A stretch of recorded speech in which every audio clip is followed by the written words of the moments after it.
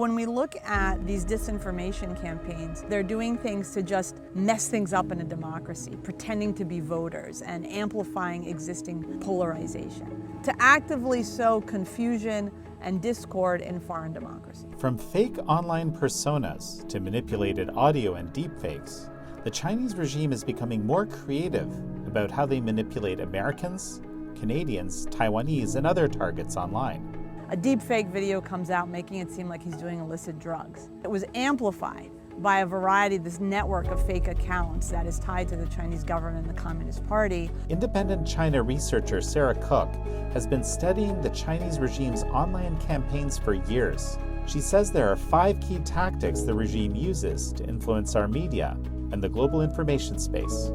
All it takes is one real journalist to be convinced or duped or whatever you want to say. It starts to get into the ordinary media ecosystem. This is American Thought Leaders, and I'm Jan Jekielek. Sarah Cook, such a pleasure to have you on American Thought Leaders. It's nice to be here, Jan. Sarah, you're my go-to person for how the Chinese Communist Party uses its influence, especially in media, in the whole sphere of media. And something I've been thinking a lot about lately is the advent of generative AI. I was just playing with the new Grok features. It's absolutely astonishing. And this is something that's been used by the Chinese regime more recently in a number of quite notable cases, these deepfakes. So why don't you jump in and just tell me about that? So the Chinese Communist Party has been trying to influence the media really around the world for many, many years. I think what we've seen is over the last decade, it's intensified and it's become more sophisticated and more coercive and covert. So just to give a few examples that we've seen, look, Taiwan is always the #1 target for the Chinese Communist Party, and they had elections in January, and there's a whole slew of examples. But just to give one example, one deepfake that was published and disseminated by these networks of accounts that seemed to be aligned with the Chinese government was a video that was a U.S. congressman that had actually done a real interview about Ukraine in 2022.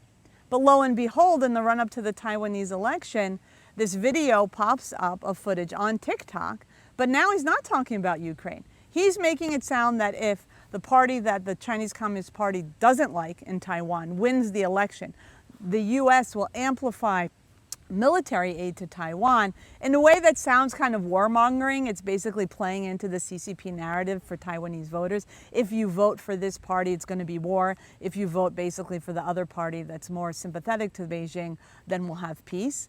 And this video, and there was AFP, the fact check actually debunked it, but it was basically a video of a U.S. congressman, and they altered the audio sound of his voice, and they tried to change his lips moving to make it sound that he was making these comments saying like he was endorsing one side in the Taiwanese election. In another example, in Canada, actually, there was a situation where, and this was kind of like a let's kill 2 birds with 1 stone, because there have been a number of campaigns in Canada of China-linked accounts trying to harm the reputation of members of the legislature and MPs in particular. And this was a series of videos and posts where they pretended to be a Chinese dissident from Canada, making all kinds of claims about ethical and criminal violations, targeting a slew of Canadian politicians from across the political spectrum. But it also included these deepfake videos that looked like this activist saying some of these things, but also saying things that would discredit him, making it sound like he was saying very disparaging and racist things about Muslims, for example, right? And then one of the most recent examples was actually just last month, this time in the Philippines. So you can really see how global these tactics are. And this related to the current president of the Philippines, Marcos Jr. On the day of his State of the Union address, a video comes out making it look like he's doing illicit drugs. And it actually turns out that the video was posted by some Filipino activists who are supportive of the former president. And it was a fake video that had been altered, but it was amplified by accounts linked to the Chinese government. And they did that probably because they really don't like Marcos Jr., because he's taken a much stronger stance in terms of China's incursions in the South China Sea. So you see all of these different layers of potential tactics and manipulation that can be deployed, and in these examples you see they have been deployed with regards to elected officials in a variety of different countries. And like you said, this is just one piece, but a very, I guess, convincing piece. There's AI that will change the language someone is speaking with and alter the lips to make it look like they're speaking that language. It looks incredibly convincing, right? I've seen it with people I know personally done, right? But this is just one of a huge, let's call it a toolkit, okay, of methods that the regime uses. And this is, again, this is kind of your bread and butter. I want to kind of give people a whole picture of how all this works. Sure. So essentially, the Chinese government and Communist Party have a long track record of wanting to influence media and information around the world. And this has intensified over the last decade or two. But one project that I worked on, a report for Freedom House, we looked at the situation in 30 countries. Now, the United States and Taiwan were the top two targets, but pretty high up there were places like the Philippines that I mentioned, Nigeria, Argentina, Kenya. So it really is a global phenomenon. Now, this is one very small sliver, like we said, these kind of what we would call disinformation campaigns, right, and content manipulation. But it really is only part of a toolbox. So you can think of it as like 5 buckets of how they try to influence the media and information sphere outside. One is propaganda. And I think that we think of, that's all the Chinese state media. A lot of times it's a little bit more obvious that it's actually a Chinese state entity, but they kind of also insert and piggyback on local media. They put their inserts, these China Watch supplements. And again, that's actually really all over the world.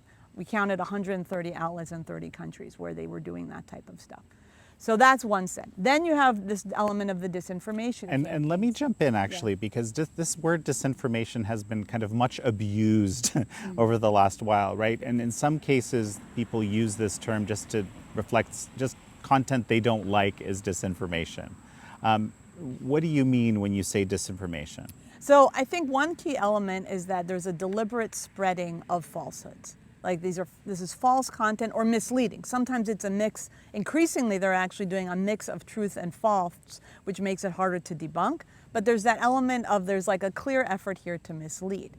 On top of that, often the tactics being used to spread this content are coordinated and inauthentic. So that's where you see these networks of fake accounts on social media, or you see people who are social media influencers, and it turns out that they're being funded or otherwise supported by the regime or some other kind of collaboration, and you start to see content appearing simultaneously in this surge across like 6 different platforms, right? So that's what we mean, especially when we talk about these disinformation campaigns, or what are called sometimes influence operations, or you'll hear CIB, coordinated inauthentic behavior on social media platforms. That's usually what I kind of really try to look at when you look at these disinformation and disinformation campaigns. It's really a coordinated and multifaceted effort here to deceive news consumers and social media users in a particular country or even in multiple countries. So I'd say you have propaganda, you have the disinformation. That's a relatively new phenomenon. The Russians have been doing it for a lot longer. China kind of got in the game around 2017. Then you have the censorship side. So propaganda and disinformation are trying to push certain content out. Censorship is where all of these different elements of the way the Chinese government has leverage, whether it's economic or bullying or violence or cyber attacks, to try to suppress content they don't like. And then you get to situations where you have companies with close ties to the Chinese Communist Party actually controlling the dissemination infrastructure. So now you're not necessarily talking about how they're trying to suppress content on some foreign-owned television station. Now you're talking about Chinese companies that are actually running the digital television networks in parts of Africa, or are in charge of an app like WeChat or TikTok or other things. So that's a different way in which manipulation can happen. And then the last, and this you see a little bit more in the global south, is actually trainings, trying to export the CCP's model of information control that they use domestically and train foreign officials on how to, quote, guide public opinion and things like that. So you really see this massive effort that actually deploys multiple parts of the party apparatus too, and the bureaucracy, and various layers of proxies often, but where the ultimate goal is basically to make the world safe for the Chinese Communist Party, disparage the enemies, make China look good, and I think increasingly, especially when we look at the sliver of the disinformation campaigns, to actively sow confusion and discord in foreign democracies. Hello everyone. We're on the cusp of the US presidential election. Whatever the result, it will have major consequences for the US, for Canada, and frankly the whole world. On Election Day, I'll be sitting down for a live discussion with some brilliant thinkers, including my good friend, economist Jeffrey Tucker, Brownstone Institute fellow Tom Harrington, and Cooper Davis with the Inner Compass Initiative. This all starts at 2 p.m. Eastern. Join our live stream right here on YouTube or on Epoch TV. In the evening, I'll be joining NTD's special live coverage of the election from a Brownstone Institute watch party. Our live coverage will begin at 6 p.m. Eastern and continue into the night as results come in. Get straightforward, first-hand live updates on what's happening from the reporters on the ground, without the bias, hyperbole, or hidden agendas. We'll see you all there. Now back to the interview. So Sarah, one of the things I'm aware of is, it's kind of like shocking, in some cases so stark, is these sort of, fake impersonations of apparent US voters. Can you tell me about that? Sure. So that is one phenomenon that's actually become more frequent and something that from the takedown reports or analysis reports from, say, Microsoft or Meta, you really see this starting to be more widely used. It started a bit around 2020, midterm elections 2022, and now in the run-up to 2024 being used more. So just to give a few examples, so these are actual accounts, fake personas, who will pretend to be American voters. Sometimes what they'll be posting is just very kind of more incendiary, inflammatory, polarizing content on both sides of the political spectrum, right? Sometimes that's where you see some of the AI-generated memes that come up. In other cases, and in some cases, they actually are using the same personas across multiple platforms. So of course, that makes it look more real. So one example in one of the recent reports was about accounts impersonating US military families. And then one of these accounts actually started a petition about US policy towards Taiwan and trying to have less US support for Taiwan. And it got 300 signatures, right? So these are trying to impersonate real people and Americans. And you can see, so you've got the petition's got a Taiwan link, but a lot of the content has nothing to do with Taiwan. It's about racial issues, about other divisive social issues in the United States, really not necessarily anything where you would see a footprint related to China. Just one sec, Sarah, we're gonna take a quick break right now and we'll be right back. And we're back with independent China researcher and consultant, Sarah Cook. One of the things that strikes me is, of course, we've covered at the Epoch Times a lot about various persecuted minorities, specifically transnational repression. We've talked about that before in the past as well. And so, exactly this toolkit is used across the board. And I know this is something you've written about and talked about. So give me a picture of what that looks like. Sure. So I think, when we look at these disinformation campaigns, I would say there are like three main targets that the Chinese government has. You have this subset where it is related to elected officials. That's still relatively small, though, again, like we were talking about, it's a latent capacity. We see what they can do. Another is where they're doing things to just mess things up in a democracy, pretending to be voters and amplifying existing polarization. And then the third is where they're targeting who they perceive to be the CCP enemies, right? And so, for example, some of the recent over the last few years, you had actually an American YouTuber who went to China. This was at the height of the not only allegations but documentation about massive detentions of Uyghur Muslims in Xinjiang, and just like families disappearing, people just like in such huge numbers. And the Chinese government trying to fend off these accusations. So then you have this American YouTuber go to China and go to Urumqi and talk to these Uyghurs, and they show how happy they are, and so on and so forth. And later it turns out that trip was actually paid for by Chinese state media. So that's like just one example. Then you see with regards to Tibetans also, and Hong Kongers, that being a community that's also been targeted by, first of all, there's a lot of different cyber attacks. There's also sometimes impersonations of accounts and things like that. One of the recent takedowns that Meta did just like earlier, I think it was Meta earlier this year, Meta or Microsoft, I think it was Meta, there were accounts of people pretending to be Tibetan activists, and even a fake Human Rights Watch advisor who were posting all of these allegations about the Dalai Lama and the Tibetan government in exile, claiming corruption, claiming pedophilia, and things like that. And so that's, again, this element of trying to discredit, right, these enemies of the CCP. And then I think one thing we were talking about earlier was this report that just came out this last week by the Falun Dafa Information Center, talking about a new campaign targeting Falun Gong practitioners in the Falun Gong community. It's like internal leaked documents talking about the broader architecture and planning. And so 3 of the tactics that they mentioned, 2 that they've observed already, are some very suspicious YouTubers posting content that some of it is blatantly false, some of it is this weird, mixture of false and maybe true. We don't. It's hard to know. Defaming Falun Gong and also the Shenyun Performing Arts Company. Then you've got examples of like account impersonations on X. And we can talk more in general about this tactic of impersonation because it's used pretty widely also by the CCP. So that starts to get very suspicious. So now you're seeing 2 things. There's something more like bigger. This isn't just like 1 or 2 people spouting things off. Now we've got these account impersonations, and then they get these internal documents that are talking about how the Ministry of Public Security is saying we should fully support these YouTubers, we should feed them information, we should use the quote 50-cent party, which is one way of referring to like troll accounts and fake accounts to amplify them. We should also actually, a Chinese state think tank talking about, we should start to try to manipulate search engines too. And in terms of like to push more, I think they use the word defamatory actually, like information about Falun Gong to search results globally. This is worldwide. So that's where you start to see these like multi-layer campaigns in some case, again, targeting these communities outside of China.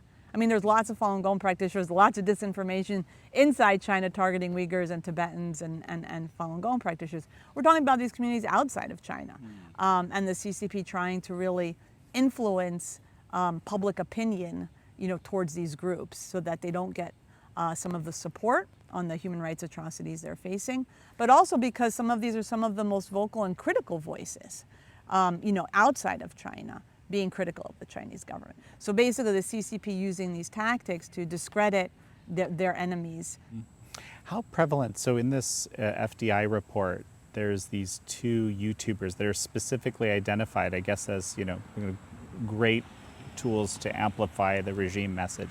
But like, how common is that type of use of social media influencers? I think this is one of those really tricky things to document. Like, it's happening and it's really hard to document because it's actually happening off platform, right? It's like people being co-opted offline and then it manifesting in online content, sometimes with someone seeming to be an authentic person. And sometimes real influencers who have other content that they're posting, but now they've been asked to do this. When we were doing the research for the Beijing's Global Media Influence Report, sometimes you can get these like tips of the iceberg, right? So one example is the one I gave earlier about Xinjiang. There was another example, and this is to the credit actually of 2 American YouTubers who kind of followed the breadcrumbs and then given by the CCP linked entity and then exposed it. But they were basically, an email was sent, they said, to 100 English language YouTubers from a company in Hong Kong, claiming that there was a promotional opportunity related to share some content about tourism in China. And they're like, this seems kind of suspicious. We're gonna like pretend we want to do it. So they say that they say, okay, well, we want to do it. Then they get the response, well, actually, that campaign is full, but we have another client, and we would like to offer you $2,000 to put this prepared material we'll give you, basically claiming that COVID originated in the US deer population. And so these 2 YouTubers actually said, well, no, but they have this whole stream of emails, and they exposed it. They basically did like 2 episodes talking about 2 videos on each of their own channels, talking about that this is what the Chinese government had been approaching them and approaching others to do. Now, one of the things is even when there isn't necessarily a direct monetary or funding, well, the PRC's got a whole lot of fake accounts, right? And YouTube is often, and some of these websites are based on monetization. So sometimes the quid pro quo, even if it's not necessarily outlined, could be, well, I know that if I post this, it might get really amplified. And suddenly you see somebody with 100,000 followers who has videos with like 600,000 views. And so obviously they've earned more money than if they only had like their normal view part, right? And is that amplification happening from Chinese networks of accounts? Sometimes that's hard to show, but we know they do that because there was one expose actually about Chinese diplomats' accounts on Twitter that were amplified by fake accounts to make them look more popular than they actually were. Well, and just going back again to these two YouTubers, I've been thinking about them a lot because I know they were basically, at one point they were trying to find these disgruntled Shenyun performing arts, past staff or present performers and this kind of thing. And then, a surprising number of those people that they found ended up in subsequent New York Times reporting, which, how common is that kind of an approach? So one of the things that the Chinese government does, or the way these campaigns unfold, and I think especially you do see it, in Taiwan especially, is where content jumps from social media into the mainstream media. And sometimes it can be because there's some deliberate tie there, but a lot of times it's unintentional. So you have this unintentional amplification, and sometimes you have unintentional amplification by other social media influencers. So there were some examples in the US in the aftermath of the 2020. There was one study that the Cardiff University did that found that these PRC-linked accounts were posting things and actually, in some cases, alleging election, like fake, like ballot burning and things like that, and other situations, other content and information. And they actually got retweeted by real people, and they got spread. And got 1 million views. And in the Freedom House study, actually we found examples of this type of thing happening in 13 out of the 30 countries. In Spanish, in other languages, where you have somebody who's a real influencer and they see content and they amplify it, not knowing that this is actually from a fake persona. And that's how it actually gets likes. Because when you actually read the tech reports about these fake accounts, usually the real fake accounts don't really get much of a following. But all it takes is like one tweet to get amplified by someone with 800,000 followers, and suddenly it's gone a lot more mainstream. And I think sometimes then, that maybe now there's some kind of echo chamber happening a little bit on social media. Now there's this phenomenon, right? And so then now maybe you have mainstream media being like, oh, what's going on here? Well, now let me report on that. And often one of the things that might happen is that, again, it's this taking advantage often of our own political polarization or kind of existing vulnerabilities. You actually have a new Substack that you're going to be writing that I'm going to be a very dedicated reader of because I love your work. Just tell me about that. So it's called Underreported China, and basically the idea is to really look at some of these issues, some of these things, whether it's the persecution of certain minorities, political prisoners that nobody's talking about, or using all of these different ways and sources to see how the Chinese Communist Party is trying to influence media and information outside of China, and just try to uncover it and give people a chance to understand it better, both work that I'm doing myself, but really trying to amplify some of the really good work that's being done by, like I said, some of these individuals around the world who are looking at this, but the voices sometimes get buried, so wanting to give them a bit more of a boost. Well, Sarah Cook, it's such a pleasure to have had you on. It was nice to have this conversation, and nice to see you again, yeah. Thank you all for joining Sarah Cook and me on this episode of American Thought Leaders. I'm your host, Jan Jekielek.